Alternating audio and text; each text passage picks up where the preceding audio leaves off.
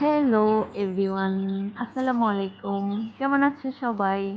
অনেক দিন পর নিয়ে এলাম নতুন একটা ব্লগ নিয়ে। আজকে দেখাবো আমাদের গ্রামের স্পেশাল কাঁঠালের মুচির ভর্তা। অনেকেই হয়তো খেয়েছো মুচির ভর্তা, আবার অনেকে খাওনি। প্রথমেই ভাবি মুচিগুলো ভালো করে ধুয়ে কুচি করে দিচ্ছিল সবগুলো, কারণ আমরা অনেকগুলো কাজিন ছিলাম একসাথে। এই তো কুচি করা রেডি। তারপর ভাবি এক এক করে সবগুলো উপকরণ নিয়ে এসেছে।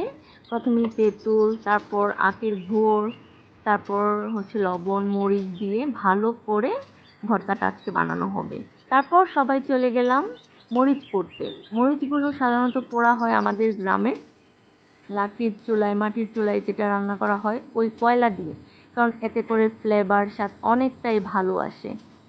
দেন মরিচ পোড়া শেষে আমরা সবাই চলে গেলাম ভাবির কাছে।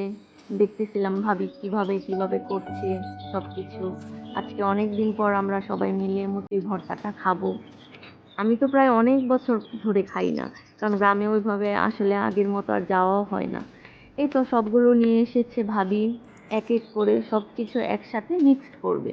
আর আমরা তো লোভ সামলাতে পারছিলাম না যে কখন রেডি হবে আর আমরা কখন খাবো।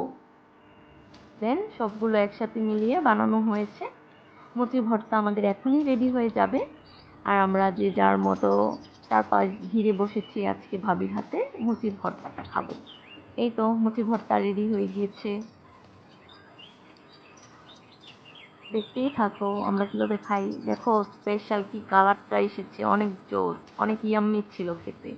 এই তো সবাই এক এক করে আমরা খাচ্ছি, অনেকটুকু খেয়েছিলাম। যাই হোক, অনেক ভালো থাকো সবাই। Thanks for watching. আল্লাহ হাফেজ।